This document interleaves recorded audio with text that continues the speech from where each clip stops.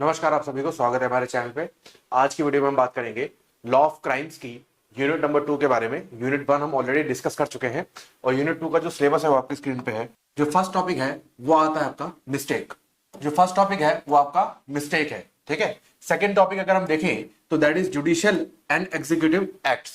तो बेसिकली क्या है, जनरल एक्सेप्शंस है हमारे जो बीएनएस में प्रोवाइडेड है कि अगर कोई पर्सन ऑफेंस कर भी दे तो वो किस तरीके से बच सकता है, ठीक है। देन उसके बाद थर्ड टॉपिक आता है हमारा accident, fourth is necessity, fifth is infancy, sixth is insanity, seventh topic आता है इंटॉक्सिकेशन, एट्थ टॉपिक आता है कंसेंट, नाइन्थ टॉपिक आता है गुड फेथ और टेंथ टॉपिक आता है private defence against body and property.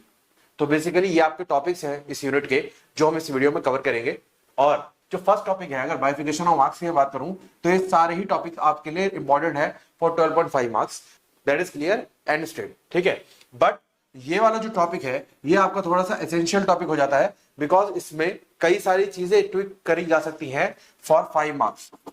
जैसे इसमें पूछ सकते हैं कि किन केसेस में पर्सन डेथ कमिट कर सकता है, किन केसेस में against the body person death commit कर सकता है या अगेंस्ट द प्रॉपर्टी, ठीक है। प्राइवेट डिफेंस का किस लेवल तक यूज किया जा सकता है, तो इसलिए ये अगर बाइफिकेटेड वे में पूछ लिया गया तो ये 5 मार्क्स के लिए इंपॉर्टेंट है। अदरवाइज शॉर्ट कंटेक्स्ट में तो कोई भी 5 मार्क्स के लिए पूछा जा सकता है, पर 12.5 के लिए सारे ही इंपॉर्टेंट है। बट ये वाला जो टॉपिक है ये accident, necessity and infancy and insanity, ये बेसिकली आपके शॉर्ट टॉपिक्स है, तो ये 5 मार्क्स में ही जनरली पूछे जाते हैं, ठीक है। तो अब हम स्टार्ट करते हैं। तो जो फर्स्ट टॉपिक है हमारा वो है मिस्टेक। अब इस टॉपिक को डिस्कस करने से पहले मैं आपको एक बीएसए के सेक्शन में लेना चाहता हूं, दैट इज भारतीय साक्ष्य अधिनियम, जो हमारा पहले इंडियन एविडेंस एक्ट था। तो अगर आपको मैं थोड़ा सा रिलेट करूं बिटवीन द लॉज, तो अगर हम इंडियन एविडेंस एक्ट की बात करें तो सेक्शन 105, और अगर हम बीएसए की बात करें तो सेक्शन 108। ये दो रेलेवेंट सेक्शंस है फॉर योर जनरल एक्सेप्शंस। तो इन दो सेक्शंस में हमें यह समझ में आता है कि ये दोनों सेक्शन सेम है एक दूसरे के, ये दोनों सेम सेक्शंस है। और सेक्शन 105 या सेक्शन 108 ऑफ बीएसए ये कहता है कि अगर किसी पर्सन को अपना केस जनरल एक्सेप्शंस के अंदर प्रूफ करना है तो उसकी ड्यूटी उस पर्सन के ऊपर ही होगी। कि अगर मैं चाहता हूं कि मुझसे कोई ऑफेंस हुआ है और मैं कोर्ट में ये प्रूफ करना चाहता हूं कि वो ऑफेंस जनरल एक्सेप्शंस जैसे मिस्टेक, एक्सीडेंट, नेसेसिटी या कंसेंट, गुड फेथ वगैरह में इन्वॉल्व था, तो वो चीज मेरे ऊपर होगी, वो प्रूफ मेरे ऊपर होगा कि मेरी जिम्मेदारी होगी वो कोर्ट में प्रूफ करना, ठीक है। दूसरी बात ये चीज है इंपॉर्टेंट है कि दो तरीके का प्रूफ होता है। First is beyond reasonable doubt, second चीज आपकी आती है प्रीपोंडरेंस ऑफ प्रोबेबिलिटी। तो दो तरीके के प्रूफ होते हैं कोर्ट में। तो जब भी क्रिमिनल केस होता है तो जो पर्सन प्रोसिक्यूशन होता है या जिसे हम बोलते हैं प्रोसिक्यूटर, वो पर्सन क्या होता है, या विक्टिम की तरफ के वकील को बोला जाता है प्रोसिक्यूटर, तो वो पर्सन कोई भी केस को प्रूव करता है बियॉन्ड द रीजनेबल डाउट, ताकि जो पर्सन जिसके खिलाफ केस को प्रूव किया जा रहा है उसको सजा हो सके। और आप लोगों ने भी बात सुनी होगी कि अगर बेनिफिट ऑफ डाउट है, अगर वहां पे बियॉन्ड रीजनेबल डाउट प्रूव नहीं हो पाया तो उस केस में बेनिफिट ऑफ डाउट किसको मिल जाएगा, एक्यूज को मिल जाता है और उसको छोड़ दिया जाता है। क्योंकि 100 हमारे इंडिया की एक कहावत है कि 100 गुनहगार छूट जाने चाहिए मगर एक बेगुनाह को सजा नहीं होनी चाहिए। तो ये इसकी जिम्मेदारी है किसकी, प्रोसिक्यूटर की, कि केस को बियॉन्ड रीजनेबल डाउट प्रूव करे ताकि वो कन्विक्शन करा सके, ठीक है। और अगर हम बात करें सेक्शन 105 या 108 बीएसए की, तो उसमें आती है प्रीपोंडरेंस ऑफ प्रोबेबिलिटी। मतलब क्या है कि आपको सिर्फ सिविल लायबिलिटी प्रूव करनी है, इसको हम सिविल प्रूफ बोलते हैं। मतलब क्या है, जो सिविल केसेस में जितना हमारे पास बर्डन होता है प्रूफ करने का उसको भी बोलते हैं। इसका मतलब क्या है कि कहीं ना कहीं हम डाउट क्रिएट करते हैं कि एक सिचुएशन में डाउट हो सकता है या इसमें से कोई भी केस हो सकता है हमारा, इसका हम डाउट क्रिएट करते हैं। तो that is preponderance of probability. और जो एक्यूज का कन्विक्शन कराने की इंटेंशन रखते हैं उनको beyond the reasonable doubt prove करना होता है। तो अब हम आते हैं हमारे टॉपिक पे, दैट इज मिस्टेक, जो कि सेक्शन 14 से लेके सेक्शन 17 तक प्रोवाइडेड है इन बीएनएस, ठीक है। तो भारतीय न्याय संहिता में सेक्शन 14 और सेक्शन 17 दो चीजें हैं, मिस्टेक के बारे में बात करते हैं। और हमारे कानून में एक कहावत कही जाती है कि mistake of law is no excuse. Mistake of law को हम एक्सक्यूज नहीं देते। मतलब क्या है कि अगर कोई पर्सन बोले कि कि मुझे नहीं पता था कि murder is a punishable offence और मैंने किसी को मर्डर कर दिया, तो that is not allowed because it is mistake of law. ठीक है, तो हमने क्या चीज चुनी? मिस्टेक ऑफ फैक्ट, कि भाई मुझे गलतफहमी थी और उस गलतफहमी के तहत मैंने किसी के साथ कोई ऑफेंस कर दिया, that is mistake of fact. अब उसमें अगर हम देखें तो सेक्शन 14 बात करता है मिस्टेक ऑफ फैक्ट की, और उसमें जो मेन प्रोविजन है क्या है? Nothing is an offence if done by a person who first bound by law, second believe in good faith due to a mistake of fact that is a non law that he is bound by the law. तो पहली चीज क्या है कि अगर किसी person ने कोई ऑफेंस किया है और वो क्यों करा है? क्योंकि वो बाउंड बाय लॉ था, लॉ ने उसे बोला था करने के लिए, या फिर उसे ऐसा लगता है कि गुड फेथ में कि वो जो है मिस्टेक कमिट कर रहा है, कि वो बाउंड बाय लॉ है, कि मतलब मुझे ऐसा लगता है कि मैं पुलिस वाला हूं और मैं बाउंड बाय लॉ हूं कि ऑफेंस को रोकने के लिए। Suppose that it is a hypothetical situation, अगर ऐसा लगता भी है तो भी वो अलाउड नहीं होगा इन जनरल सिनेरियो, बट आपको समझाने के लिए कि अगर कोई पर्सन बाउंड बाय लॉ समझता है कि उसकी जिम्मेदारी है लॉ के थ्रू उस ऑफेंस को रोकना और वो ऑफेंस कमिट कर देता है, तो that is allowed as per section 14। ठीक है, तो इसमें एसेंशियल्स अगर हम देखें तो पहला एसेंशियल क्या है? Mistake must be of fact not law. तो मिस्टेक किसकी होनी चाहिए? फैक्ट की होनी चाहिए, लॉ की नहीं होनी चाहिए। Then believe must be in good faith, तो आपका मेलिफाइड इंटेंशन या आपकी मंशा खराब नहीं होनी चाहिए, आपका बिलीव गुड फेथ में होना चाहिए। And then third is person must believe that he is legally bound.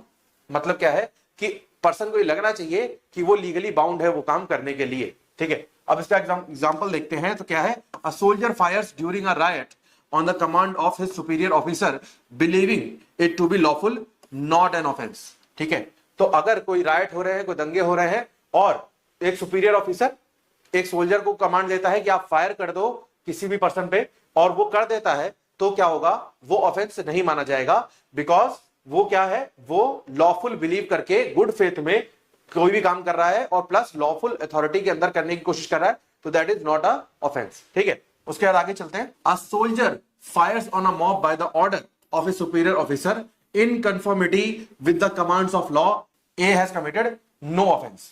तो सोल्जर ए एक पर्सन है जो कि सोल्जर है, उसने अपने ऑफिसर, अपने सुपीरियर ऑफिसर की कंफर्मेशन के बाद, कमांड के बाद एक मॉब पे फायर करा, और कमांड क्या थी? कंफर्मिटी विद द लॉ थी, और जिसकी वजह से क्या हुआ? वो ऑफेंस नहीं माना जाएगा उस पर्सन के अगेंस्ट। ठीक है, नेक्स्ट एग्जांपल अगर हम देखें, A an officer of the court being ordered by the court to arrest Y and after due inquiry believing Z to be Y arrest Z, A has committed no offence.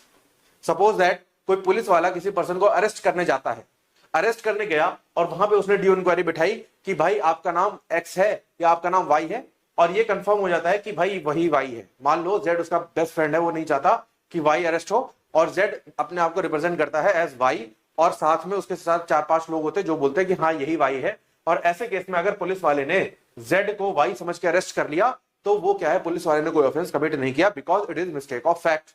ठीक है, then आगे चलते हैं। This is your case law, ये case law आप refer कर लोगे। ठीक है, देन उसके बाद आगे चलते हैं, सेक्शन नंबर 17 पे आते हैं, believe of justification. Believe of justification का मतलब क्या है कि अगर अभी तक क्या था? बाउंड बाय लॉ, मुझे लॉ ने बोला है करने के लिए, अब जस्टिफाइड बाय लॉ, कि मैं लॉ के थ्रू जस्टिफाइड हूं अपनी एक्टिविटी करने के लिए। लॉ ने मुझे नहीं बोला, मगर लॉ मुझे जस्टिफाई करता है कि भाई अगर कोई व्यक्ति ऐसा कर दे तो जस्टिफाइड है, लॉफुल है। और एक तरफ है लॉ कमांड कर रहा है कि भाई आपको ऐसा करना है, जैसे पुलिस वाले और सोल्जर्स के केस में। ठीक है, तो इसमें क्या है main provision? Nothing is an offence if the person is justified by law. वहां पे बाउंड बाय लॉ था, यहाँ पे जस्टिफाइड बाय लॉ है। Due to mistake of fact not law in good faith believes he is justified by law. या तो justified by law है या मिस्टेक ऑफ फैक्ट के थ्रू ये समझता है कि वो जस्टिफाइड बाय लॉ है। वैसे ही जैसे पहले वाले केस में या तो बाउंड बाय लॉ है, लॉ ने उसे जिम्मेदारी दी है, या फिर वो मिस्टेक ऑफ फैक्ट के थ्रू समझता है कि वो बाउंड बाय लॉ है। ठीक है, तो अब इसमें एसेंशियल्स क्या है? पहला, मिस्टेक ऑफ फैक्ट होना चाहिए, मिस्टेक ऑफ लॉ नहीं हो सकता। ठीक है, सेकंड क्या है? Good faith believe must in legal justification. तो लीगल जस्टिफिकेशन आपको मिल रही है, ये बिलीव आपको गुड फेथ में होना चाहिए, अगर मेलिफाइड इंटेंट है तो नहीं मिलेगी। Then action must not be prohibited by law. तो अगर कोई ऐसा एक्शन किया जाता है जो कि प्रोहिबिटेड बाय लॉ है, तो वो नहीं कर सकते, because that is not allowed. तो आप किस तरीके से कह सकते हो कि आपको जस्टिफिकेशन मिल जाएगा? बिकॉज अगर आपने ये कर दिया तो इसका मतलब आपने क्या समझा? Mistake of law. इसलिए ये नहीं अलाउड है। देन उसके बाद एग्जांपल देखें तो policeman arrest a person thinking a warrant exist but it does not, no offence if done in good faith. तो अगर एक पुलिस वाला ये समझे कि एक पर्सन एक्स है, उसके अगेंस्ट वारंट एग्जिस्ट करता है और उसको वो अरेस्ट कर ले, बल्कि सिचुएशन क्या है कि वारंट था ही नहीं, तो क्या होगा, अगर गुड फेथ में ऐसा उसने किया है तो वो बच जाएगा, कोई ऑफेंस उसने कमिट नहीं किया। सिमिलरली ये सेकंड एग्जांपल है, आप देख लोगे, ठीक है। Mistake as an honest error, तो अगर कोई आपसे ऑनेस्ट मिस्टेक हो जाए तो वो क्या होगी, वो माफ हो जाएगी, ठीक है। तो mistake is an unintentional error, मतलब मिस्टेक का मतलब क्या होता है, कोई काम गलती से हो जाना, और गलती होने में आपका इंटेंशन नहीं होता। तो अगर आपका इंटेंशनल एरर है तो वो मिस्टेक नहीं है, और अगर अनइंटेंशनल एरर है तो वो क्या है, ऑनेस्ट एरर है। Not deliberate wrong doing even under English common law, an honest and reasonable belief in circumstances that would have made an act innocent has always been valid defense। तो अगर कोई ऐसे circumstance हैं जहां पे honest mistake से वो activities या वो act या वो omission innocent prove हो सकता है, तो वो क्या है, valid defense माना जाएगा, ठीक है। उसके बाद देखें तो नेक्स्ट ये आपको समझना है, ignorance of a fact is excusable। तो आपको ये समझना है कि जो ignorance of fact है सिर्फ इंडिया में वही एक्सक्यूजेबल है, ignorance of law is not excusable at all, ठीक है। तो इसमें आपको ये समझना है, mere forgetfulness is not considered a mistake, mistake of fact refers to error in identifying true identities or sensory perceptions such as temporary distortion of imagination। For instance, in the case of R versus Tolson, a wife was wrongfully convicted of bigamy, she genuinely believed her husband was dead when she remarried, so her conviction was incorrect, ठीक है। तो आपको क्या समझना है कि कोई भी जो मिस्टेक हो रही है वो मिस्टेक ऑफ लॉ नहीं होनी चाहिए, मिस्टेक ऑफ फैक्ट होनी चाहिए। जैसे ये केस की बात जहां पे एक पर्सन, एक वाइफ को आपने बाइगेमी की सजा दे दी बिकॉज उसे ये जेन्युइनली लगा कि उसका पर्सन डेड है, उसका हस्बैंड डेड है। अब यहां पे क्या है, डेड होना इज मिस्टेक ऑफ फैक्ट, यहां पे कोई लॉ का वायलेशन नहीं हो रहा है। एक व्यक्ति को लगता है कि कोई पर्सन डेड है, ठीक है, कैसे लगेगा, जब बहुत टाइम से उसके बारे में नहीं सुना हो और बहुत टाइम से उसको नहीं देखा हो किसी ने भी, तो उसको मान लिया जाता है डेड है। इंडिया में भी 7 इयर्स का प्रोविजन है, ठीक है। तो अगर कोई पर्सन किसी को डेड समझ के कोई ऑफेंस या फिर कोई एक्टिविटी करता है जो कि प्रोहिबिटेड बाय लॉ नहीं है, जैसे मान लो अगर ए सच में मर जाए, सच में अगर ये मर गया है, तो बी जो उसकी वाइफ है उसके पास राइट टू रीमैरी है और उसने सी से शादी कर ली, तो ये क्या है, प्रोहिबिटेड बाय लॉ नहीं है मरने के बाद। तो अब बी ये बिलीव करता है कि ये मर चुका है बिकॉज ये 7 इयर्स से गायब है, इसको कुछ भी नहीं आता पता, तो क्या होगा, बी अगर फिर सी से शादी कर ले तो वो क्या होगा, बाइगेमी नहीं होगा, बिकॉज उसका कन्विक्शन गलत माना जाएगा, because it is a mistake of fact, ठीक है। अब आगे चलते हैं, when mistake of fact is not a defence, कब ये डिफेंस की तरह आप यूज नहीं कर सकते, if the fact itself is illegal, अगर फैक्ट खुद ही इलीगल है तो आप उसे डिफेंस की तरह यूज नहीं कर सकते। Such as selling adulterated food and then claim ignorance as a defense. Similarly, taking unmarried girl under 16 years against her father's will does not serve as a valid defense। तो अगर कोई person खराब माल, खराब food, मतलब जो कि not fit for human consumption है, वो बेच देता है और वो बोलता है कि उसे नहीं पता था, इग्नोर था, तो वो क्या होगा, वो चीज अलाउड नहीं होगी, ठीक है। That is not a valid defence because such type of mistake is not allowed. उसके बाद अगर कोई पर्सन अनमैरिड गर्ल को जो कि बिलो 16 इयर्स है उसको अपने फादर की विल के अगेंस्ट, कंसेंट के अगेंस्ट कहीं ले जाता है, तो ये क्या है, वैलिड डिफेंस नहीं माना जाएगा। जैसे पॉक्सो केसेस में जनरली क्या होता है, लोगों को पता ही नहीं होता कि सामने वाले पर्सन की एज कितनी है, तो ये वैलिड डिफेंस नहीं माना जाएगा, ठीक है। देन उसके बाद the principle of respondeat superior, ये क्या है, in criminal law the respondent superior principle acting under superiors order, ये अप्लाई नहीं करता। An order from superior to an inferior employ to commit an offence is not valid defence if the order is illegal, the subordinate is justified in refusing it. Suppose that आप किसी company में काम करते हो और आपका boss कहता है कि अगर आपको इस कंपनी में जॉब कंटिन्यू करनी है तो आपको 100% का मर्डर कमिट करना पड़ेगा, और आप उसे मना कर दो, ठीक है, आपने उसे मना कर दिया, तो वो क्या है, जस्टिफाइड है कि आपने उसे रिफ्यूज करा, ठीक करा। और अगर आपने उसकी बात मान ली तो आपको मिस्टेक ऑफ फैक्ट या जस्टिफाइड बाय लॉ, क्योंकि आपके सुपीरियर ने ऑर्डर किया है, ऐसा नहीं माना जाएगा, आपको सजा मिल जाएगी उस चीज की, ठीक है। देन उसके बाद in cases where responsible inquiry would have revealed the true facts ignorance of fact can not be pleaded. तो जो केसेस इस तरीके की हैं कि अगर आपने थोड़ी सी भी इंक्वायरी की तो आपको ट्रू स्टोरी पता लग जाएगी, ट्रू फैक्ट्स पता लग जाएंगे, वहां पे आप ये क्लेम नहीं कर सकते कि भाई मैं तो मिस्टेक ऑफ फैक्ट में ये काम कर गया। ठीक है, तो ये चीज आपको समझ में आ गई होगी। अब आगे चलते हैं to our next topic, that is judicial and executive acts, that is section 15 and 16। तो 14 एंड 17 हमारा क्लियर हो चुका है, अब 15 और 16 को समझते हैं। तो सेक्शन 15 अगर देखा जाए तो दैट इज एक्ट ऑफ जज। एक्ट ऑफ जज का मतलब क्या है कि अगर कोई जज जो person appointed in the court of law है वो अगर कोई एक्ट करे तो क्या वो लायबल होगा?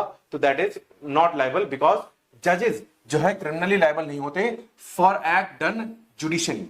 बट अगर पर्सनली जज किसी की हत्या कर दे या कोई ऑफेंस कर दे तो वो लायबल हो जाएगा। बट अगर जुडिशियली उसने कोई गुड फेथ में काम करा है, अंडर द पावर्स वेस्टेड, जो उसको पावर्स मिली है, गुड फेथ में एक्सरसाइज करी है प्लस जुडिशियली एक्सरसाइज करी है, तो उस केस में क्या होगा? उसको कोई भी सजा नहीं मिलेगी, चाहे उसने कोई गलत जजमेंट दे दी तब भी। ठीक है, एसेंशियल्स क्या है?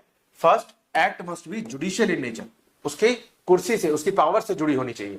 Second, must be done in good faith, तो गुड फेथ मतलब अच्छे इंटेंट के साथ, विदाउट मैलिफाइड इंटेंट करनी चाहिए। And then even if the जज मिस इंटरप्रेट्स लॉ और एक्सीड्स जुरिसडिक्शन, प्रोटेक्शन अप्लाइज।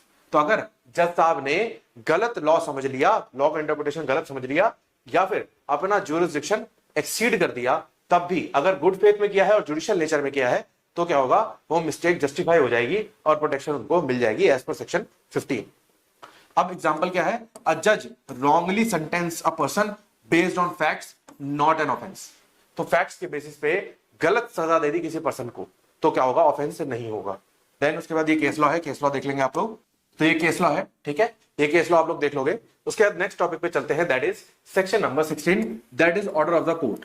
अब आप लोगों ने एक कहानी सुनी होगी, जल्लाद की कहानी। ठीक है, जल्लाद कौन होता है? वो पर्सन जो किसी को और जिसको डेथ पेनल्टी हुई है उसको फांसी की सजा एग्जीक्यूट करवाता है। जैसे लटकाने वाले को जल्लाद बोला जाता है या फिर एग्जीक्यूशनर। ठीक है, तो आपको ये समझना है, if the person does something as per court's judgement or order in good faith believing the court has jurisdiction even if it didn't not an offence.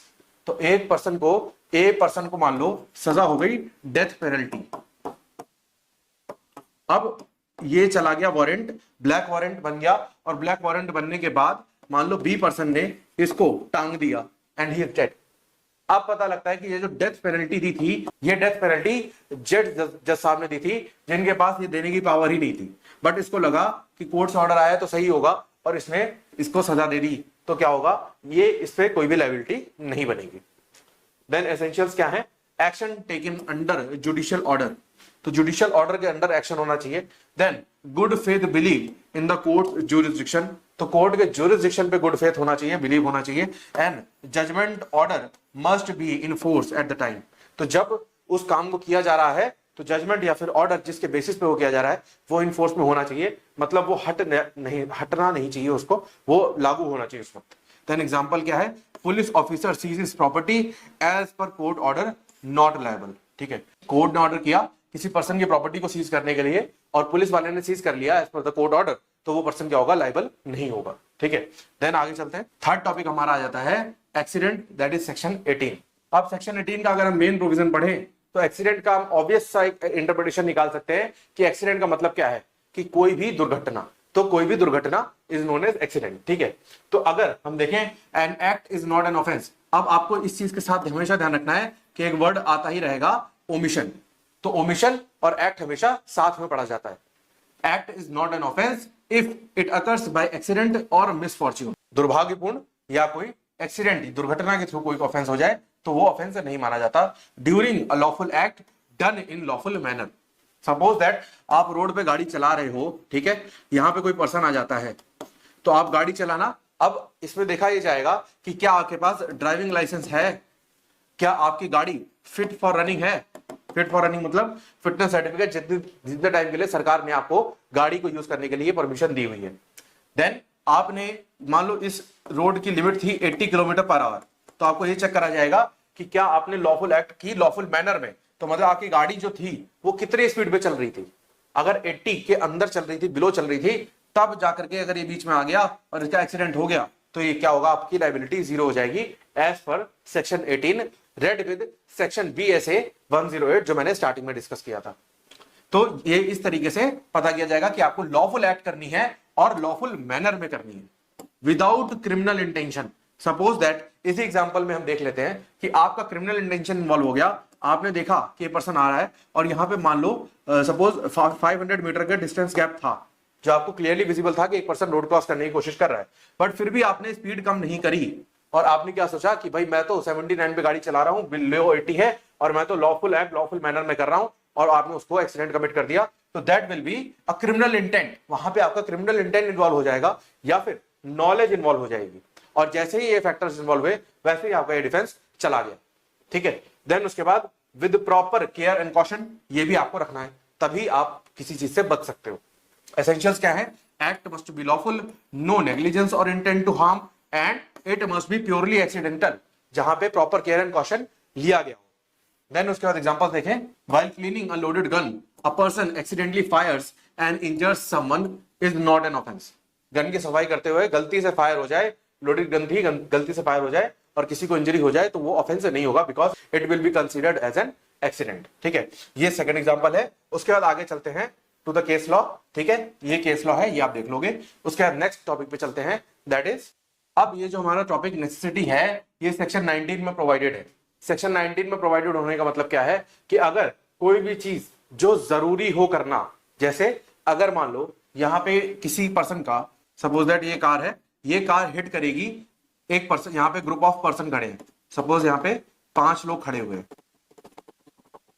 ठीक है, अब ये कार का ब्रेक्स फेल है, ब्रेक्स फेल होने की वजह से यहां पे 5 लोग खड़े हुए हैं, तो एक प्रोबेबिलिटी है कि ये इस जगह को हिट कर दे और एक प्रोबेबिलिटी है यहां पे एक लैंड है जिसमें एक ट्री है।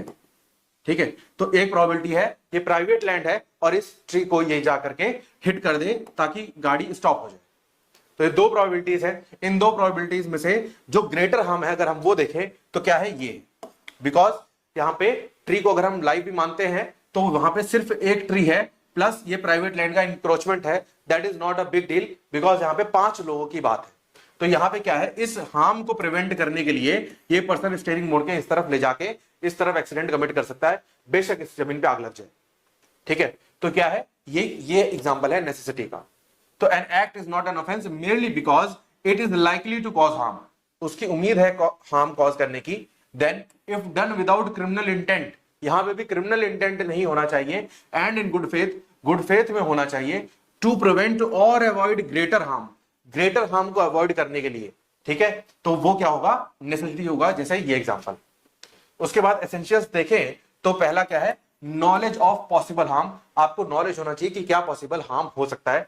देन नो क्रिमिनल इंटेंट आपका 0 होना चाहिए, अगर 1% में मैलाफाइडी आ गई तो आपको कोई भी डिफेंस नहीं मिल सकता। And then act must be in good faith to avoid more serious consequence, तो ज्यादा सीरियस कॉन्सिक्वेंस को रोकने के लिए आपने छोटा कॉन्सिक्वेंस को एक्सेप्ट कर लिया। And eminence of harm must justify the action, that is question of fact.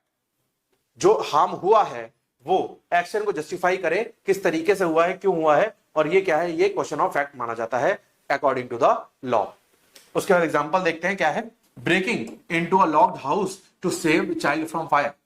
अब एक घर है जो कि लॉक्ड है, अब वहां पे आग लग रही है या उसके पड़ोस वाले घर में आग लगी हुई है, तो आपने क्या करा, उस घर का ताला तोड़ के वहां पे एंटर करके उस बच्चे को बचा लिया, तो that is allowed because it is necessity, क्योंकि आपने बच्चे की जान is more important than trespass. आप घर में घुसो और ताला तोड़ो एक अलग बात है, दैट इज ऑफेंस ऑल्सो। अगर आप किसी नॉर्मल घर में घुस जाओ तो वो ऑफेंस माना जाता है, बट क्योंकि यहाँ पे आप चाइल्ड को बचाने के लिए घुस रहे हो तो दैट इज अलाउड। ठीक है, देन उसके बाद ये नेक्स्ट एग्जांपल आप देख लोगे। अब ये थर्ड एग्जांपल बहुत इंपॉर्टेंट है, ये आपका अगर आप जुडिशियल एस्पेक्ट में जा रहे हो या फिर आप डिटेल में समझना चाहते हो किसी चीज को, तो ये थर्ड एग्जांपल आपका बहुत इंपॉर्टेंट है, that is wooden plank example. ठीक है, अब इसमें क्या होता है, इसमें होता है ये कि 2 लोग हैं एक्स और वाई, ये क्या है, ये पानी है पूरा, ये वाटर है, यहां पे ये लोग डूब रहे होते हैं। अब यहां पे एक वुडन प्लैंक होता है, और इसमें से इन दोनों को में से एक को उठाने का इसकी लिमिट होती है कि एक्स या तो वाई, इसमें से कोई भी एक पर्सन इस वुडन प्लैंक पे आ सकता है विदाउट गेटिंग इट ड्रॉन, मतलब ये डूबेगा नहीं अगर एक पर्सन इसमें आ जाए तो। अब सपोज दैट एक्स जो है वो इस पे आ जाता है, अब वाई भी देखेगा, क्योंकि जान तो दोनों को बचानी है, अब वाई भी देखेगा तो उसको लगेगा कि यार मैं भी चला जाता हूं।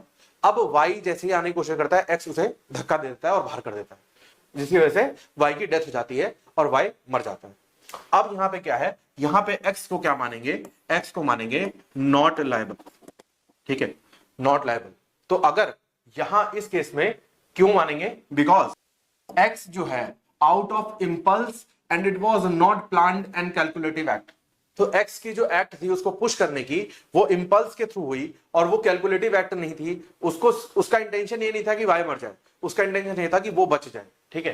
Then if he had not pushed Y, then wooden plank would have gone down and both have died. तो अगर उसने वाई को पुश नहीं किया होता तो वाई को पुश ना करने से तो वुडन प्लैंक डूब ही जाता और डूबने से दोनों मर जाते। In pushing Y, X intent was not to kill Y. He did not have any criminal intention. Rather, he saved his own life and left Y to his own destiny.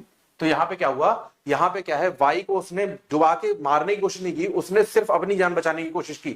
मतलब यहां पे अगर जैसे सपोज दैट, इसका मैं आपको दूसरा example देता हूं कि मान लो एक गाड़ी में, एक व्हीकल में X पर्सन जा रहा है, ठीक है, यहां पे X बैठा हुआ है और ये ड्राइव कर रहा है, यहां पे Y आता है सपोज बाइक से आता है Y, और एक्स जानबूझ इसकी ब्रेक्स फेल हो जाती हैं, तो इसके पास एक ऑप्शन है, यहां इसके पास कोई ऑप्शन नहीं है, मान लो इसके पास एक ऑप्शन है कि या तो ये डिवाइडर से टकरा के अपनी जान दे दे, और या फिर इसके पास एक ऑप्शन है कि बाइक को टक्कर मार के अपनी स्पीड कम करके अपनी जान बचा ले और इसकी जान चली जाए।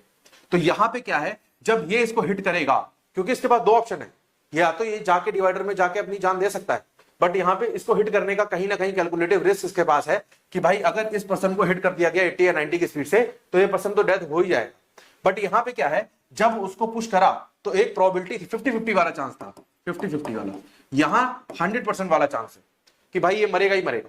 50-50 वाले चांस में एक प्रोबेबिलिटी थी, जब उसको धक्का दिया तो उसकी डेस्टिनी पे छोड़ दिया, क्या पता उसको कुछ और, एक होता ना कहा डूबते को तिनके का सहारा, तो क्या पता उसको कोई सहारा मिल जाए और वो बच जाए, उसकी डेस्टिनी में होगा तो बच जाएंगे। Such an imminent situation where X has somehow managed to save his life, he can not be expected to his own life to save another person.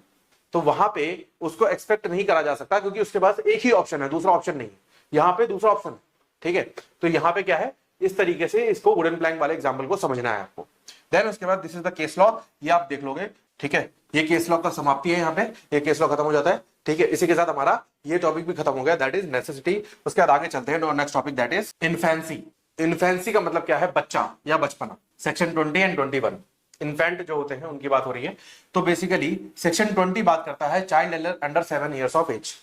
तो 7 ईयर्स ऑफ एज का मतलब क्या है, डोली इनकैपेक्स, ये आप याद रखोगे, दैट इज, तो आपको ये याद रखना है क्लॉज, दैट इज डोली इनकैपेक्स, मतलब जो भी बंदा 7 साल से कम का है वो कोई भी ऑफेंस करने की कैपेबिलिटी में नहीं होता, ऐसा हमारा लॉ मानता है। अगर उसने कोई ऑफेंस कमिट कर भी दिया तो उसे छोड़ दिया जाएगा एज पर सेक्शन नंबर 20, ठीक है। अब इसमें देखना हमें, a child under 7 can not be held criminally liable. Essential क्या है, एब्सोल्यूट इम्यूनिटी है, वो चाहे मर्डर कर दे, वो चाहे कोई ऑफेंस, रेप तो कर नहीं सकता, ठीक है, मर्डर कर दे या कोई भी ऐसा ऑफेंस कर दे, चाहे जितना सीरियस हो, तो उसको छोड़ दिया जाए। Not know consideration of maturity और इंटेंट, तो यहां पे कोई भी मेच्योरिटी और इंटेंट का कंसिडरेशन नहीं है अगर कोई पर्सन 7 साल से कम का है तो। देन उसके बाद देखें तो 7 इयर्स से लेके 12 इयर्स तक का जो रेशियो है, जो सेक्शन 21 बात करता है कि अगर कोई पर्सन 7 साल से तो बड़ा है बट 12 साल से कम है तो क्या होगा, तो यहां पे क्या है, अगर वो मैच्योर है तो क्या होगा, लायबल होगा, इमेच्योर है तो क्या होगा, नॉट लायबल, ठीक है। A child between 7 to 12 is not liable if they lack sufficient maturity। जहां पे immature है वहां पे not liable, जहां पे mature है वहां पे liable to understand the nature and consequences of the act। तो nature और consequences को अगर समझने के लायक है वहां पे liable हो जाएगा, और जहां पे immature है, insufficient है, वहां पे क्या होगा, not liable हो जाएगा। Then essentials क्या है, age 7 to 12 years, ये आप याद रखोगे। मस्ट लैक मेच्योरिटी, मैच्योर नहीं होना चाहिए, मतलब कॉन्सिक्वेंसेस और नेचर को समझने के काबिल नहीं होना चाहिए। And then burden of proof lies on the defence, तो ये तो हम समझ ही चुके हैं। देन उसके बाद एग्जांपल देख लोगे, and then this is your case law. इसी के साथ ये टॉपिक भी हमारा क्लोज हो जाता है, क्योंकि ये छोटे टॉपिक है। नेक्स्ट टॉपिक चलते हैं, दैट इज इंसेनिटी। अब इंसेनिटी का मतलब क्या है, कोई पर्सन दिमाग से स्टेबल नहीं है। अब आपको इसमें दो चीजें याद रखनी है, एक होता है लीगल इंसेनिटी और एक होता है मेडिकल इंसेनिटी। ये दो टर्म्स आपको याद रखनी है। तो लीगल इंसेनिटी का मतलब क्या है कि अगर सपोज दैट एग्जांपल से आपको समझाता हूं कि अगर मान लो ए पर्सन है, ए पर्सन को फिट्स पड़ते हैं, मतलब दौरे पड़ते हैं, सपोज दैट दिन में 2 आवर्स की ड्यूरेशन में उसको फिट्स पड़ते हैं, 2 घंटे दिन में।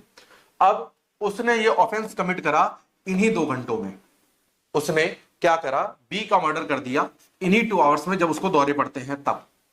तो ये क्या हुआ, ये माना जाएगा क्या, लीगल इंसेनिटी माना जाएगा इसको। अगर उसने ये ऑफेंस तब करा जब वो नॉर्मल था, जब बाकी के 22 आवर्स थे, जब उसको फिट्स नहीं पड़ते, उसने तब ये ऑफेंस कमिट करा, बी को मर्डर कर दिया, तो ये क्या माना जाएगा, मेडिकल इंसेनिटी। और जैसे ही मेडिकल इंसेनिटी में केस चला गया, वैसे ही क्या होगा, medical insanity is no defence. ठीक है, तो मेडिकल इंसेनिटी का डिफेंस नहीं होता, सिर्फ लीगल इंसेनिटी का डिफेंस मिलता है as per the provision of section 22।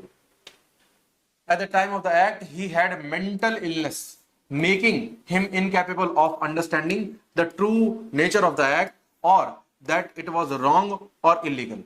तो आपको ये समझना है कि जब वो एक्ट कर रहा था उस वक्त वो इस कैपेसिटी में नहीं था कि उस ट्रू नेचर क्या है उस एक्ट का वो समझ सके, या वो ये समझ सके कि वो रॉन्ग और इलीगल है। ठीक है, तो ये चीज आपको समझनी है कि लीगल इंसेनिटी हमेशा प्रोटेक्टेड है और medical insanity is not protected. Then उसके बाद एसेंशियल्स क्या है, एसेंशियल्स है mental illness at the time of the act, ये हम डिस्कस कर चुके हैं। ठीक है, total inability to understand, total inability का मतलब क्या है, जहां पे इतनी सी भी 1% की प्रोबेबिलिटी नहीं है कि वो समझ सके। And then must be proved by the evidence, तो ये साबित करना पड़ेगा टू द पर्सन जो ये प्रूव करना चाहता है कि उसका केस इस केस में आता है। देन उसके बाद एग्जांपल है एंड देन केस लॉ। तो केस लॉ अगर आप देखोगे तो बहुत इंपॉर्टेंट केस लॉ है। ठीक है, Dahyabhai versus state of Gujarat, जिसमें क्या डिफेंस ऑफ इंसेनिटी अलाउ हुआ था, burden of proof on accused to show unsoundness and the burden of proof on the accused is only to the level of civil proceeding, that is to the level of preponderance of probability, जो हमने starting of the lecture में ही discuss कर लिया था कि जो level है वो सिर्फ प्रीपोंडरेंस ऑफ प्रोबेबिलिटी का है, दैट इज सिविल प्रोसीडिंग वाला लेवल। ठीक है, उसके बाद not to the level beyond reasonable doubt, beyond reasonable doubt उस पर्सन को प्रूव करना होता है जिसको सजा दिलानी है। If any doubt is created, the benefit of doubt will be in favor of the accused person only. ये इस केस में एड हुआ था, तो ये केस आप बहुत जरूरी से ध्यान रखोगे, तो आपको ये याद होना चाहिए। देन उसके बाद हम देखते हैं insane delusion is a example of insanity। ठीक है, अब क्या है, the concept is derived in the case of R versus Macnaghten। ये जनरली मैग्नॉटन केस के नाम से पूछा जाता है, तो आपको ये याद रखना है जुडिशरी पॉइंट ऑफ व्यू पे भी, प्लस आपको आपके कॉलेज पॉइंट ऑफ व्यू पे भी बेटर मार्क्स स्कोर करने के लिए। When it was held that total insane delusion is a complete defense and partial insane delusion is not a defense। तो अगर total insane delusion है वो complete defense है, partial is not a defense। Then उसके बाद आपका next topic आता है, that is intoxication। Intoxication का मतलब क्या होता है कि आपने कोई भी ऐसी चीज कंज्यूम कर ली कि आप अब समझ नहीं पा रहे हो कि क्या सिचुएशन है, क्या चीज है, क्या चीज नहीं है। इसमें देखते हैं सेक्शन 23 जो बात करता है इनवॉलंटरी इंटॉक्सिकेशन, जब पर्सन अपनी इच्छा के विरुद्ध उसको जबरदस्ती पिला दिया जाए। जैसे आप लोगों ने अगर कोई मिल गया मूवी देखी है, तो उसमें ऋतिक रोशन जब अपनी मेंटल स्टेट में क्लियर नहीं होता, तो उसके दोस्त जो प्रीति जिंटा है, उसके जो दोस्त हैं, उसको जबरदस्ती पिला देते हैं, तो दैट इज इनवॉलंटरी इंटॉक्सिकेशन। और अगर इनवॉलंटरी इंटॉक्सिकेशन है तो क्या है, complete defence. A person is not liable if involuntary intoxicated and incapable of understanding the nature और रॉन्गफुलनेस ऑफ द एक्ट। तो अगर कोई पर्सन किसी को जबरदस्ती पिला देता है और पीने के बाद वो इनकैपेबल हो जाए, जो एक्ट कर रहा है क्या उसमें रॉन्गफुलनेस है या उसका नेचर कैसा है, तो क्या होगा, एग्जेम्प्टेड हो जाएगा फ्रॉम द लायबिलिटी। अब इसमें क्या है, एसेंशियल इनवॉलंटरी और अननोन कंजम्पशन, जहां पे उसको पता नहीं है। अब जैसे कोई पर्सन बार में जाए और वहां पे उसको कोई पिला दे, तो वो क्या होगा, वहां पे उसको एक प्रोबेबल रीजनेबल नॉलेज होगी कि वहां पे ऐसा हो सकता है। Then total lack of comprehension, जहां पे पूरा कुछ नहीं पता। सेक्शन 24 को अगर देखें तो that is voluntary intoxication. If an act requires an intent और knowledge, a voluntary intoxicated person treated as if he had that knowledge unless the intoxication was involuntary.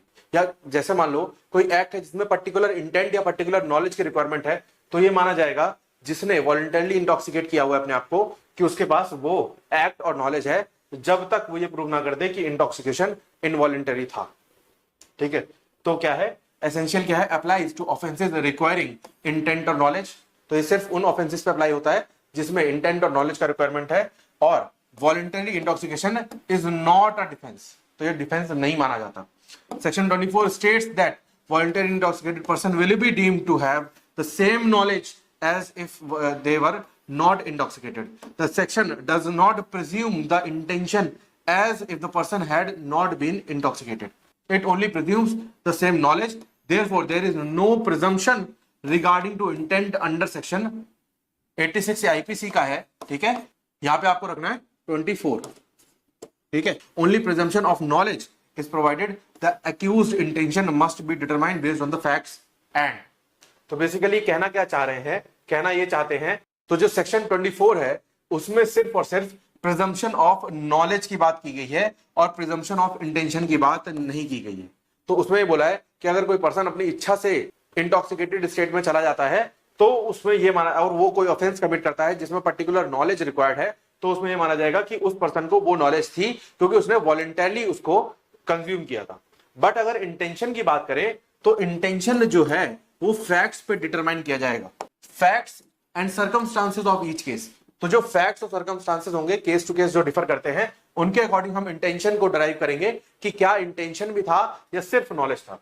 तो अगर किसी ऑफेंस में केवल इंटेंशन चाहिए तो हमें देखना पड़ेगा कि वो उसकी फैक्ट्स क्या कहते हैं उस केस के, और अगर नॉलेज चाहिए तो नॉलेज हमें सेक्शन 24 अलाउ कर देता है प्रिज्यूम करने के लिए, taking into account the degree of intoxication, ठीक है। इसमें एग्जांपल देखते हैं। Suppose the existence of specific intention is necessary for the commission of crime, in that case the fact that offender was drunk eight the time of the act which would constitute crime if coupled with that intention should be considered in determining whether they had necessary intention और not, ठीक है। तो basically क्या है कि अगर कोई crime में पर्टिकुलर इंटेंट इन्वॉल्व होना जरूरी है तो उसको सजा तभी मिलेगी जब उसका इंटेंशन वहां पे उसकी एक्ट्स या उसके फैक्ट ऑफ द केस से प्रूव हो जाए। Then voluntary drunkenness can be an excuse only with regard to intention. तो वॉलंटरी ड्रंकनेस क्या है, excuse only with regard to intention है। जहां पे इंटेंशन रिक्वायर्ड होगी वहां पे आप वॉलंटरी ड्रंकनेस को बोल सकते हो कि भाई मैं उस स्टेट में नहीं था कि मेरी वो इंटेंशन हो सकती है, ठीक है।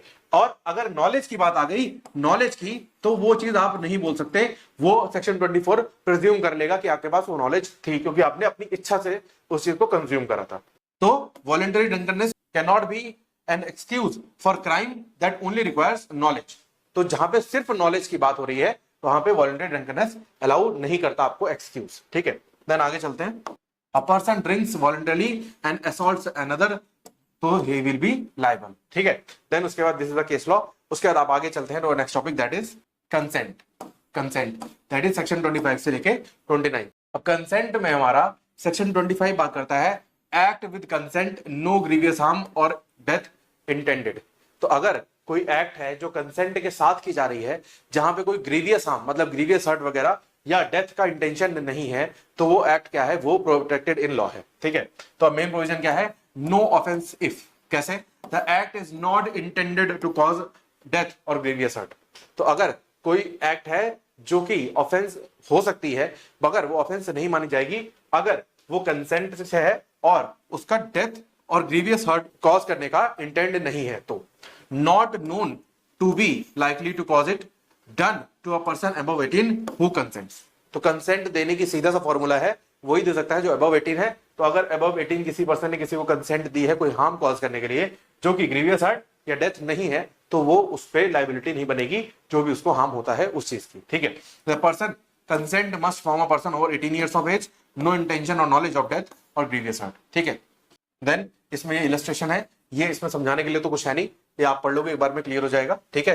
देन उसके बाद section number 26 that is act done for benefit with consent. मतलब क्या है कि कोई एक्ट करी गई है किसके लिए, इंजरी के लिए नहीं, कोई भी डैमेज के लिए नहीं, बल्कि बेनिफिट के लिए, और विद कंसेंट करी गई जैसे सर्जरी वगैरह, ठीक है।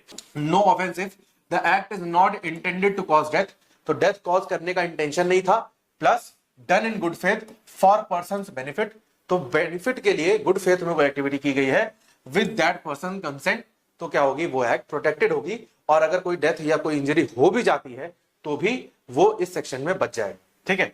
अ surgeon knowing that a particular operation is likely to cause death of that who suffers under the painful complaint but not intending to cause that death and intending in good faith Z's benefit performs that operation on Z with Z's consent, A has committed no offense.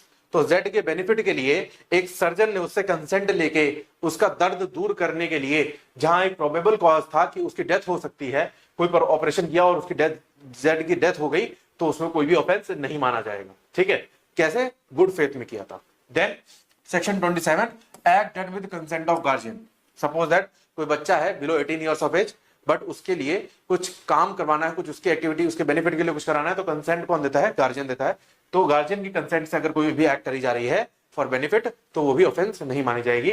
No offence if act is done in good faith for the benefit of child under 12 year of age. ये याद रखना, यहाँ पे 18 नहीं है, यहाँ पे क्या है? 12 है। ठीक है। Then person with mental illness, या तो 12 साल से कम है या फिर मेंटल इलनेस है, दिमागी तौर पे सफर कर रहा है, कंसेंट नहीं दे सकता, तो क्या होगा? उस केस में गार्जियन और लॉफुल कस्टोडियन की कंसेंट से कोई चीज परफॉर्म या कोई उसके गुड फेथ के लिए, बेनिफिट के लिए किया जा सकता है। ठीक है। एक्सेप्शंस क्या है? कोई प्रोटेक्शन नहीं मिलेगी अगर डेथ इज इंटेंशनली कॉज्ड, कि भाई आपने देखा कि कोई पर्सन मेंटल इलनेस से सफर कर रहा है तो उसे मुक्ति दे दी जाए, तो क्या होगा? इंटेंशनल कॉजेशन ऑफ डेथ आ गया, जिसकी वजह से एक्सेप्शन नहीं मिलेगा। दूसरा ऑप्शन क्या है? या तो इंटेंशन था या नॉलेज है कि लाइकली डेथ हो सकती है, बट ये नॉलेज एग्जेम्प्टेड रहेगी to prevent death grievous hurt. अगर कोई काम ऐसा किया गया है कि उसकी डेथ बचाई जा सके, जैसे सर्जरी, तो क्या होगा? वो प्रिवेंटेड होगी।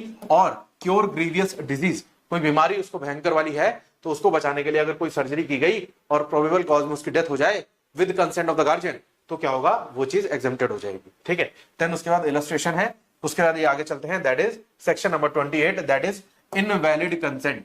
मतलब कब कंसेंट को इनवैलिड माना जाएगा? पहला, अगर फियर और मिसकंसेप्शन में दी हुई है, तो ये तो हमने कॉन्ट्रैक्ट में ही पढ़ा था कि अगर फियर, कोर्जन, अनडू इन्फ्लुएंस वगैरह में दी है तो कंसेंट वैलिड नहीं होती। देन आगे चले, किसने दी है? Person incapable of understanding due to unsoundness और इंटॉक्सिकेशन, या तो नशे में है या वो अनसाउंड है, पागल है, तो उसने कंसेंट दी है, तब भी वो कंसेंट मानी नहीं जाएगी। तो उस केस में क्या करना है? आपको गार्जियन से कंसेंट लेनी है। And given by child under 12 years of age, अभी हमने डिस्कस किया कि अगर 12 साल से कम है तो क्या होगा? कंसेंट उसकी मान्य नहीं होगी। ठीक है। Then section number 29, limit of consent क्या है? एक्सेप्शन इन 25 से लेकर 28 तक जो प्रोवाइडेड है हमें, do not apply if the act is an offence in itself regardless of the harm caused. Suppose that अगर कोई मुझे कंसेंट दे कि भाई ये बंदूक लो और पॉइंट ब्लैंक से मुझे शूट कर दो, ठीक है, तो आप डेथ की कंसेंट नहीं दे सकते। तो अगर हार्म जो एक्ट की है, जो खुद में ही एक ऑफेंस है कि भाई किसी पे शूट करना इज एन ऑफेंस, तो उसके आप कंसेंट दे भी दो, तब भी आपको सजा से बचाया नहीं जा सकता। ठीक है। अब इलस्ट्रेशन क्या है? causing miscarriage unless caused in good faith for the purpose of saving the life of the woman is an offense independently of any harm which it may cause or be intended to cause to the woman. Therefore it is not an offense by the reason of such harm, and consent of the woman or her guardian to the causing of such miscarriage does not justify the act. तो अगर miscarriage हो रहा है, miscarriage कराया जा रहा है, miscarriage का अगर गुड फेथ में कराया जा रहा है कि भाई अगर मदर की लाइफ डेंजर में है और उसको बचाने के लिए आपने मिसकैरेज बच्चे को मार दिया, तो क्या है? वो अलाउड है एज पर द लॉ, जो हमने अभी डिस्कस किया। बट अगर वो मिसकैरेज इंडिपेंडेंट देखा जाए तो miscarriage is an offence as per BNS. ठीक है। तो अगर वो ऑफेंस किया जाता है तो वो कंसेंट के साथ भी किया जाए, तब भी चाहे गार्जियन की कंसेंट ले लो चाहे मदर की कंसेंट ले लो, बट उसके पीछे रीजन कोई भी नहीं था, गुड फेथ कुछ भी इन्वॉल्व नहीं था, सिर्फ बच्चे को मारना इन्वॉल्व था, तो that will B an offence और आपको कोई बचा नहीं सकता। ठीक है। देन आगे चलते हैं। Then this is your case law. ठीक है, ये केस लॉ आप देख लोगे। ठीक है। अब आगे चलते हैं तो next topic, that is good faith. तो ये 9th टॉपिक है, that is second last topic. तो गुड फेथ सेक्शन 30, 31 एंड 33 तीन सेक्शंस में प्रोवाइडेड है of the BNS. Good faith का मतलब देखें तो भलमनसाहत जिसको बोला जाता है। ठीक है। तो section 30, act for the benefit without consent. तो मतलब क्या है कि आपने कोई भी एक्ट करी, बेनिफिट के लिए करी, विदाउट कंसेंट करी। जैसे मान लो फॉर एग्जांपल कि अगर कोई एक्सीडेंट केस आया जिसमें ना आपको उसके गार्जियन का पता है, ना आपको उससे कंसेंट ले सकते हो जो पर्सन आया, ठीक है, तो आपने क्या करा? सीधा सर्जरी करना परफॉर्म कर दिया, तो that will be exempted as act of good faith. अब इसमें क्या है? No offence if act done in good faith for the benefit of someone who is unable to give consent, जो कंसेंट नहीं दे सकता, इंटॉक्सिकेटेड स्टेट में था या अनसाउंड था या फिर बेहोश था। ठीक है। Then and no guardian is available, तो गार्जियन भी अवेलेबल नहीं है तो कंसेंट किससे लोगे? But if death and grievous harm is not intended unless for cure or protection। तो अगर डेथ और ग्रीवियस हार्म इंटेंड नहीं किया गया था बट क्योर और प्रोटेक्शन के लिए कोई एक्टिविटी कर दी गई गुड फेथ में उसके बेनिफिट के लिए, तो क्या होगा, एग्जेम्पशन मिल जाएगा। Provided that exception shall not extend to, कहां तक एक्सटेंड नहीं होगा, पहला किस चीज में एक्सटेंड नहीं होगा, intentional causing of death, attempting to cause death. तो अगर इंटेंशन है डेथ कॉज करने का तो एग्जेम्पशन या प्रोटेक्शन नहीं मिलेगा। Then doing of anything which the person doing it knows to be likely to cause death for any purpose other than preventing of death or grievous hurt or curing of any grievous disease or infirmity। तो अगर आपने कोई activity ऐसे की जिससे probably था, मतलब likely था कि डेथ हो सकती है, नॉलेज थी, knows to be likely to cause death, जहां पे नॉलेज थी, बट किस पर्पस थी, अदर देन कोई और पर्पस, इनके अलावा, किसके अलावा, पहला डेथ बचाने के लिए, दूसरा ग्रीवियस हर्ट बचाने के लिए, ठीक है, और क्योर करने के लिए। तो इन तीन पर्पस के अलावा और कोई और पर्पस था तो उसमें क्या हो जाएगा, उस पर्सन को सजा हो जाएगी, ठीक है। देन उसके बाद आगे चलते हैं, voluntary causing of hurt or to the attempting to cause hurt or any purpose other than preventing death or hurt. तो अगर कोई वॉलंटरी कॉजिंग ऑफ हर्ट करता है तो उसको सजा मिल जाएगी, अगर उसका पर्पस क्या है, other than preventing death or hurt. तो अगर डेथ और हर्ट को प्रिवेंट करने के लिए कुछ हर्ट हुआ है, जैसे सर्जरी करी तो उसमें एक कट लगाया गया, तो जो कट लगाया गया वो भी तो हर्ट का पार्ट है, बट वो किस लिए किया गया, डेथ रोकने के लिए या हर्ट को रोकने के लिए, जो उसको सफरिंग हो रही है उसको रोकने के लिए, तो वो अलाउड होगा, ठीक है। Then abetment of any offence committing of which offence it would not extend. तो अगर अबेटमेंट ऑफ एनी ऑफेंस के लिए किया गया है तो वो नहीं होगा, ठीक है। देन उसके बाद दिस इज द इलस्ट्रेशन। उसके बाद आगे चलते हैं, नेक्स्ट सेक्शन हमारा आता है section number 37, that is communication made in good faith. तो अगर आपने भल मनसाहत में कोई कम्युनिकेशन करी और जिसका कॉन्सिक्वेंसेस कुछ भी आ गए तो क्या होगा, वो एग्जेम्प्टेड होगा, वो प्रोटेक्टेड होगा, ठीक है। No offence for harm caused by first communication made in good faith, second for persons benefit. जहां पे गुड फेथ में कम्युनिकेशन करी गई या फिर पर्सन के बेनिफिट के लिए की गई तो क्या होगा, वो प्रोटेक्टेड होगी कम्युनिकेशन, ठीक है। अब उसके बाद ये आपका एग्जांपल है, ठीक है। उसके बाद आगे चलते हैं, एक्ट सेक्शन नंबर 32 जो बात करता है act done under compulsion of threat, इसको बोलते हैं ड्यूरेस, ठीक है। ड्यूरेस का मतलब आपने किसी पर्सन के ऊपर पिस्तौल लगाई और बोला इसका ताला तोड़ नहीं तो तेरे को गोली मार देंगे, ठीक है, तो दैट इज ड्यूरेस, ठीक है। अब इसमें क्या है, person is compelled by the threat of instant death except for murder not including culpable homicide for offences against the state punishable bye death. तो बेसिकली क्या है, अगर किसी पर्सन पे, सपोज दैट, एग्जांपल देता हूं आपको, ए पर्सन को 5 लोगों ने घेर लिया और बोला कि भाई तू ताला तोड़ सकता है तो तू क्या कर, तू बी पर्सन के घर का ताला तोड़ दे, ठीक है। तो उसने मना करा और इन्होंने क्या करा, बोला कि अगर तुमने नहीं करा तो हम तेरे को शूट कर देंगे यहीं पे, और ये गया और इसने इसका ताला तोड़ दिया, इसने रूम का ताला तोड़ दिया, तो क्या होगा, ये प्रोटेक्टेड होगा, ठीक है, प्रोटेक्टेड होगा।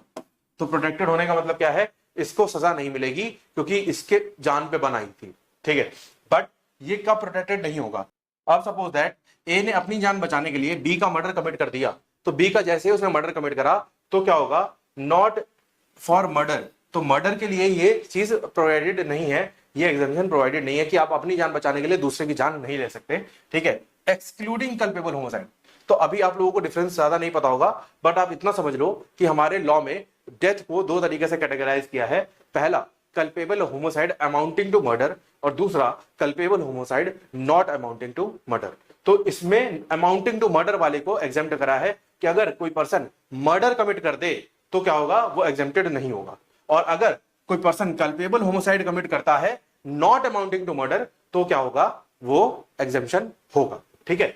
देन उसके बाद, या फिर पहली बात मर्डर कर दे और दूसरा, पहली चीज मर्डर, दूसरी चीज offences against the state punishable bye death.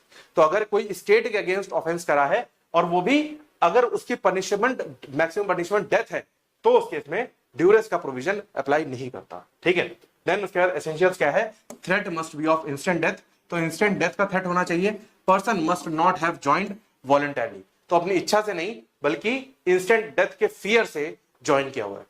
जैसे सपोज दैट ए ने बी का जब ताला तोड़ दिया तो सोचा उसने, मान लो गन पॉइंट के बेसिस पे ताला तोड़ दिया, तो उसने सोचा कि अब तो ताला तोड़ ही दिया है, अब जो माल मिलेगा मैं छठा मेंबर बन जाता हूं, और अगर मान लो 6 लाख रुपए रिकवर हुए तो 1 लाख मुझे भी मिल जाएंगे।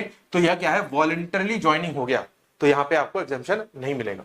देन उसके बाद section 33 that is trivial harm, मतलब छोटे हार्म, पेटी ऑफेंसेस, ठीक है। तो नो ऑफेंस है कब, harm cause is so slight, second that no person of ordinary sense and temper would complain. तो मतलब क्या है, बहुत छोटा सा हार्म है, जैसे एक चाटा मार देना। बट अगर किसी पब्लिक फेस को पब्लिकली आपने किसी को डिफेम के सेंस में चाटा मारा है, तो that will B an offence, और उसको डेफोमेशन के लिए सू किया जा सकता है। बट छोटा हार्म है, ट्रिवियल एक्ट है, जैसे धक्का लग गया, ठीक है, अब वो क्या है, ट्रिवियल एक्ट है, छोटा एक्ट है, वो छोड़ दिया जाएगा, ठीक है, वो डिफेंस हो जाएगा। And then this is your case law. उसके बाद आगे चलते हैं to next topic that is private defence, ठीक है। इस सेक्शन 34 से लेके 44 तक प्राइवेट डिफेंस। अब इसमें क्या है, सबसे पहले आपको सेक्शन 34 समझना है, that is a general right. General right है मतलब क्या है, आपको सबसे पहले मेन प्रोविजन समझना है कि प्राइवेट डिफेंस का मतलब क्या है। आपने बेसिकली सुना होगा कि अगर आप आत्मरक्षण में कोई काम करो तो उसकी सजा नहीं होती, तो वो क्या है, वो प्राइवेट डिफेंस है। तो प्राइवेट डिफेंस मतलब सेल्फ डिफेंस या फिर आत्मरक्षण, ठीक है। तो इसमें क्या है, anything done in exercise of right of private defence is not an offence. तो अगर आप अपना राइट एक्सरसाइज करते हो अपने वो बचाने का, क्योंकि आपको जिंदा रहने का, आपको अपने आप को बचाने का फुल राइट है, तो वो क्या है, वो प्राइवेट डिफेंस नहीं माना जाएगा, वो प्राइवेट डिफेंस माना जाएगा और वो ऑफेंस नहीं माना जाएगा, ठीक है। देन उसके बाद सेक्शन 35 बताता है स्कोप ऑफ डिफेंस, कहां तक स्कोप है इस डिफेंस को यूज करने का। पहला, खुद की बॉडी पे या दूसरे की बॉडी पे, ठीक है।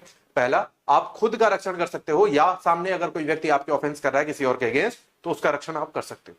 देन ओन प्रॉपर्टी और दूसरे की प्रॉपर्टी पे। तो अगर आपने देखा कि आपकी प्रॉपर्टी पे कोई घुसने की कोशिश कर रहा है विदाउट योर कंसेंट, तो आप उसके अगेंस्ट प्राइवेट डिफेंस यूज कर सकते हो। और आपने देखा कि कोई खाली फ्लैट पड़ा हुआ है, उसमें कोई घुसने की कोशिश कर रहा है, उसका ऑनर नहीं है, तो आप वहां पे भी प्राइवेट डिफेंस को यूज कर सकते हो। तो इसमें क्या है, पहला theft, robbery, criminal trespass and mischief. तो ये सारी चीजें इंक्लूडेड है इसमें। देन आगे चलें। अब स्कोप के बाद सेक्शन 36 बताता है right against person of unsound mind. तो अभी हमने डिस्कस किया कि अगर कोई पर्सन 7 साल से कम है, या 7 साल से 12 साल का है, या फिर अनसाउंड है, इंटॉक्सिकेटेड है, तो इनमें क्या होगा, कोई भी उनकी लाइबिलिटी नहीं बनती क्राइम करने की। तो अब हमने ये पढ़ा कि इनकी लाइबिलिटी तो बनती नहीं, मगर हमने ये भी पढ़ा कि हमारे पास अपने आप को बचाने का अधिकार है, ठीक है। तो अगर इनकी लाइबिलिटी नहीं बनती, तो अगर ये हमें मार भी दे तो उसे तो कानून समझेगा नहीं, तो हमें बचाने का अधिकार तो ऑफेंस से है ना, कोई क्रिमिनल एक्टिविटी से बचाने का अधिकार है। तो जब इनकी करी हुई एक्टिविटी क्रिमिनल है ही नहीं, तो क्या होगा, हमारे पास बचाने का अधिकार कहां से आया। तो एग्जैक्टली क्या है कि अगर कोई पर्सन अनसाउंड माइंड का है, या इंटॉक्सिकेटेड है, या 7 साल है उससे कम है, तब भी उसके अगेंस्ट भी अगर वो कोई एक्टिविटी आपके अगेंस्ट कर रहा है, तो आपको अपने आप को बचाने का अधिकार है, इररिस्पेक्टिव कि वो क्राइम कंसीडर किया जाएगा या नहीं किया जाएगा, या वो एग्जेम्प्टेड बाय द लॉ है या नहीं है, आपको अपने को बचाने का अधिकार है। सिंपल सी बात है, ठीक है। Even if the attacker is a child, intoxicated, mentally ill, provided the attack creates genuine apprehension. अगर आपको ऐसा लगता है जेन्युइन में, मतलब ऐसा नहीं कि उसने हल्का सा, उसने एक फिस्ट दिखाई तो आपने उसे बंदूक से गोली मार दी, ठीक है, तो ये चीज नहीं, जेन्युइन एप्रीहेंशन होना चाहिए कि भाई आपको सच में खतरा है उस चीज से। देन उसके बाद right of private defence applies even if the offender is insane, intoxicated or a minor. Second, if the act causes reasonable apprehension, जब रीजनेबल एप्रीहेंशन होगा तब भी प्राइवेट डिफेंस का राइट हो जाएगा। देन उसके बाद section 37 that is no private defence क्या है, तो इन लोगों के खिलाफ आपको प्राइवेट डिफेंस का अधिकार नहीं मिलता। कब, जब पब्लिक सर्वेंट अपना काम कर रहा हो। मान लो पुलिस वाला आपको अरेस्ट करने आया किसी भी ऑफेंस के लिए रीजनेबली, तो आप उसको प्राइवेट डिफेंस यूज करके उसको रोक नहीं सकते, ठीक है। और by any person on direction of the public servant, तो कोर्ट ने किसी को ऑर्डर करा कि भाई इस पर्सन को लेके आओ, अब वो direction of the public servant में काम कर रहा है और आप उसके अगेंस्ट प्राइवेट डिफेंस का यूज नहीं कर सकते। When there is time to seek police protection, जब आपके पास पुलिस प्रोटेक्शन या किसी गवर्नमेंट ऑफिशियल की प्रोटेक्शन लेने का टाइम है। सपोज थेफ्ट हुआ, थेफ्ट करने के बाद सपोज ए के अगेंस्ट थेफ्ट किया, बी एंड सी ने, 2 लोगों ने आए और उसका सामान चोरी करके भाग गए। तो जब ये भाग गए तब क्या होगा, ए गया जेड के पास, इन दोनों ने टीम बनाई और इनका पीछा करना शुरू करा, ठीक है, और पीछा करने के बाद इनसे प्राइवेट डिफेंस करके अपना सामान ले लिया, तो दैट इज नॉट अलाउड। तो आपको क्या करना है, ए जेड के पास ना जाकर के ए पुलिस के पास जाएगा, ठीक है, ए पुलिस के पास जाएगा और पुलिस की हेल्प लेगा। तो जब पुलिस प्रोटेक्शन लेने का टाइम रहेगा तब आप प्राइवेट डिफेंस का यूज नहीं कर सकते। And third is when force use is excessive. तो जब छोटी सी बात के लिए बहुत बड़ा आपने रिप्लाई दे दिया, जैसे बोलते ना ईंट का जवाब पत्थर से देना, तो वो तो चल जाता है, बट ईंट का जवाब बंदूक से देना नहीं चलता। ठीक है, अब मान लो एक पर्सन था ए, जिसने बी को फिस्ट दिखाई कि अभी तेरा मुंह तोड़ दूंगा। ठीक है, अब बी के पास ऐसे वो गया फिस्ट लेके, तो जब तक वो उसके पास पहुंचता उससे पहले बी ने क्या करा, बंदूक निकाली, उसको गोली मार दी। अब यहां पे क्या है, अगर आप कंपैरिजन ऑफ फोर्स देखोगे तो ए ने तो फिस्ट का फोर्स ज्यादा ज्यादा क्या होता, हर्ट होता, बट बी ने क्या डेथ कमिट कर दी, तो वो क्या है, एक्सेसिव फोर्स है। तो आपको सिर्फ उतना ही फोर्स लगाना है जितना रिक्वायर्ड है, तो एक्सेसिव आप नहीं लगा सकते। ठीक है, देन उसके बाद सेक्शन 38 बहुत इंपॉर्टेंट है, इससे इंडिविजुअल क्वेश्चन 5 मार्क्स का भी बन जाता है। ठीक है, कब आप राइट में डेथ कॉज कर सकते हो, कब आपका प्राइवेट डिफेंस डेथ के लिए भी हो सकता है। कब, पहला रीजनेबल एप्रीहेंशन होना चाहिए कि आपको ऐसा सच में लग रहा है, जेन्युइनली लग रहा है कि वो अब आपको ये वाले ऑफेंस कर ही देगा आपके खिलाफ। क्या, पहला कि आपकी डेथ कॉज कर देगा, सामने वाला बंदूक निकाल के खड़ा है कि भाई अभी गोली मारेगा, खेल खत्म हो जाएगा। ठीक है, ग्रीवियस हर्ट कमिट कर देगा, ग्रीवियस हर्ट का एक पर्टिकुलर सेक्शन है, वो आपको मैं बताऊंगा बाद में।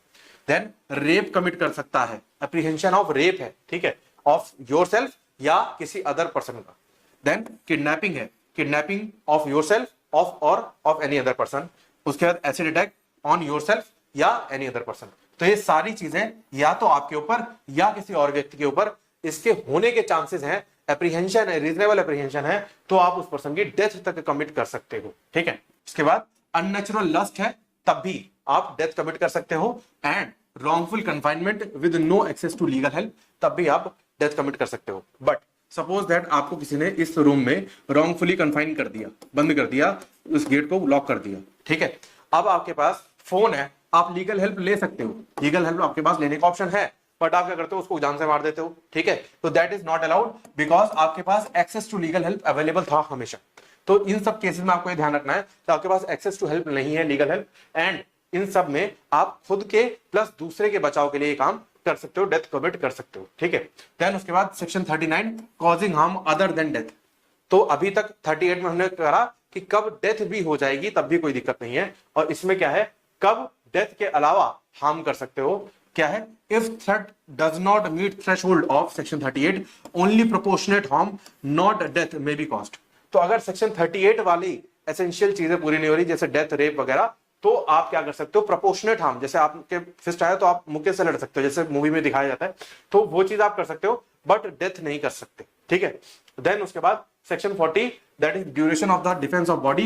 ये कब तक, किस ड्यूरेशन तक रहता है, तो जिस ड्यूरेशन से स्टार्ट होता है as soon as the threat begins and continues till ends. Body के अगेंस्ट है, तो मान लो एक पर्सन यहां से एंटर करता है फॉर किडनैपिंग। ठीक है, अब उसके पास होती है गन, उसके पास है गन। अब गन देख के आपने तो कोई प्राइवेट डिफेंस का एक्सरसाइज किया नहीं, आप हो गए साइलेंट, भाई ले जा। ठीक है, अब आपका बच्चा वो लेके चला गया, अब जब वो यहां से चला गया, रिमूव हो गया, तब आपके पास, अगर आपने उसको चेज करना शुरू कर दिया तो एक अलग बात है, अगर आपने चेज नहीं किया तो आपके पास एक ऑप्शन है कि आप पुलिस के पास जाओगे, आप उसको प्राइवेट डिफेंस का यूज नहीं कर सकते। तो जैसे ही वो एंटर करा था और जैसे ही उसने एग्जिट करा, तो इस पूरी ड्यूरेशन में आपके पास right to private defence available था। Start as soon as threat begins, जहां से थ्रेट शुरू हो जाता है, और कब तक चलता है, जब तक थ्रेट एंड ना हो जाए। ठीक है, एंड होने के बाद आपके पास सिर्फ एक रिकॉर्स है कि आप पुलिस के पास जा सकते हो और कहीं। ठीक है, then section 41 causing death to protect property. तो अब हमने समझा था कि भाई कब पर्सनल बॉडी खुद की या दूसरे की बचाने के लिए डेथ कमिट की जा सकती है, अब कब प्रॉपर्टी को बचाने के लिए खुद की या दूसरे की डेथ कमिट की जा सकती है। पहला, रॉबरी। रॉबरी अगर खुद के घर में हो रही है चाहे दूसरे के घर में हो रही है, आप डेथ कमिट कर सकते हो। House breaking at night, at night का मतलब क्या है, आफ्टर सनसेट बिफोर सनराइज। तो अगर हाउस ब्रेकिंग हो रही है चाहे खुद के घर में चाहे दूसरे के घर में, तो आप डेथ कमिट कर सकते हो। मिसचिफ बाय फायर, ठीक है, और एक्सप्लोजिव इन ड्वेलिंग, जहां पे लोग रहते हैं उसको ड्वेलिंग हाउस बोला जाता है। ठीक है, तो अगर ऐसी कोई जगह पे हो, आपकी जगह हो या किसी और की जगह हो, तो आप डेथ कॉज कर सकते हो। And then dangerous theft, trespass, mischief under apprehension of death, grievous hurt as consequence. तो अगर थेफ्ट, ट्रेसपास और मिसचिफ वगैरह कुछ हो रहा है जहां पे प्रोबेबल कॉन्सिक्वेंस क्या है, डेथ और ग्रीवियस हर्ट का, तो वहां पे आप डेथ कमिट कर सकते हो। ठीक है, देन उसके बाद सेक्शन 42 है harm other than death to protect property. तो अगर डेथ के अलावा क्या हार्म कमिट कर सकते हो, तो अगर माइनर थ्रेट ऑफ मिसचिफ है तो डिफेंस अलाउड है, बट डेथ नहीं हो कर सकते उसमें, इंजरी उसको दे सकते हो प्रोपोर्शनेट, वही सेम रहेगा, बट यहाँ पे प्रॉपर्टी की जगह, यहाँ पे बॉडी की जगह प्रॉपर्टी रहेगा, ठीक है। तो आप इंजरी उसको दे सकते हो बट डेथ कमिट नहीं कर सकते। If the crime is not serious enough like minor theft, only non lethal force may be used. तो अगर कोई छोटा मोटा ऑफेंस है तो नॉन लीथल मतलब जिसमें डेथ की बात ना हो, जिसमें जान ना जाए, उतना फोर्स आप यूज कर सकते हो, ठीक है।